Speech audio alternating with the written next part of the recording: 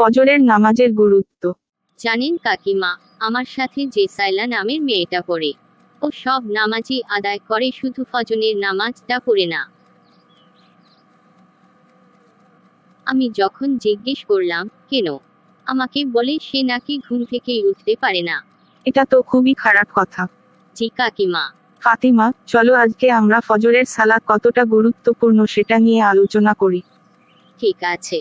তুমি কি জানো, রাসূলুল্লাহ সাল্লিল্লাহু আলাইহি ওয়াসাল্লাম বলেছেন, যে ব্যক্তি ফজরের নামাজ আদায় করে, স্বয়ং আল্লাহ তাআলা ওই ব্যক্তির দায়িত্ব নেন।